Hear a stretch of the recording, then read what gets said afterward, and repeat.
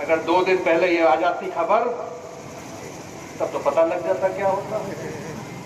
लेकिन चलिए, हम तो पार्टी के लिए ईमानदारी से काम कर रहे हैं, तो आगे भी हम पार्टी के लिए ईमानदारी से काम करते रहेंगे। पार्टी का जो भी निर्देश होगा हम उसको पूरी ईमानदारी से पार्टी को मजबूत करने के लिए काम करेंगे।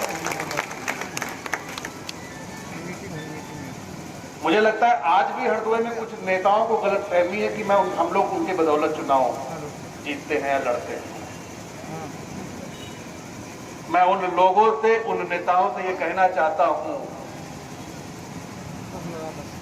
अगर ये गलतफहमी है तो ये गलतफहमी अपने दिल से और दिमाग से निकाल लीजिए, क्योंकि अगर मैं चुनाव जीतता हूं तो अपने हरदोई के लोगों के आशीर्वाद की बदौलत जीतता हूं, अपने कार्यकर्ताओं के आशीर्वाद की बदौलत जीतता की बदौलत हूं, अपने हरदोई की जनता की बदौलत हूं, अपने कार्यकर्ताओं की बदौलत हूं, अपने लोगों की बदौलत हूं। और जब तक ये सांस रहेगी, जब तक खून का एक कतरा भी रहेगा, आपका ये बेटा, आपका ये साथी आपके साथ हमेशा खड़ा रहेगा, आपके सुख दुख में हमेशा आपकी मदद करता रहेगा। आज संगठन का पर्व चल रहा है। 2 महीने, क्योंकि सितंबर से पहली तारीख से शुरू हुआ। आदरणीय प्रधानमंत्री जी ने पहले सदस्यता ली, फिर आदरणीय मुख्यमंत्री जी ने और प्रदेश अध्यक्ष जी ने सब सदस्यता ली, और अब ये कार्यक्रम नीचे पूरे प्रदेश में, पूरे देश में 25 सितंबर तक और उसके बाद 1 अक्टूबर से लेकर 15 अक्टूबर तक पार्टी के सदस्यता अभियान की शुरुआत हो गई। हमारे साथ खड़े हो कि नहीं हो, सब लोग सदस्यता करके हरदोई विधानसभा में नंबर 1 पर सदस्यता करके दिखाएंगे कि नहीं दिखाएंगे? हमें सदस्यता करके विपक्ष को भी दिखाना है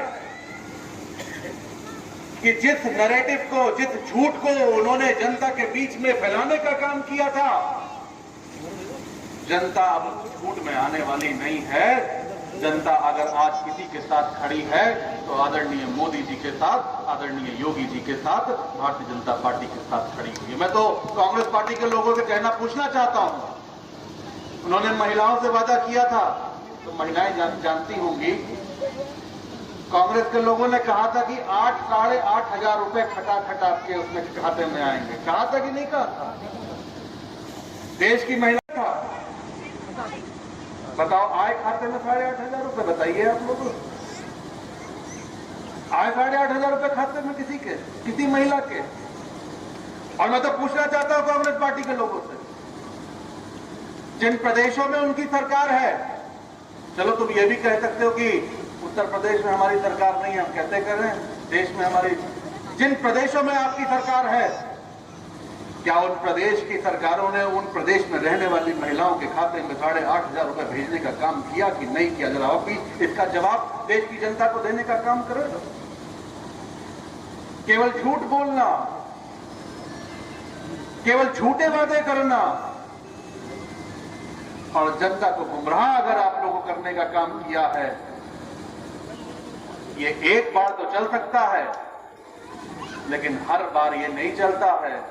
एक बार तो आप जनता को धोखा दे सकते हैं, एक बार तो आप झूठ बोल के उनके विश्वास को ठग सकते हैं, लेकिन हर चुनाव में बार बार नहीं चलता है।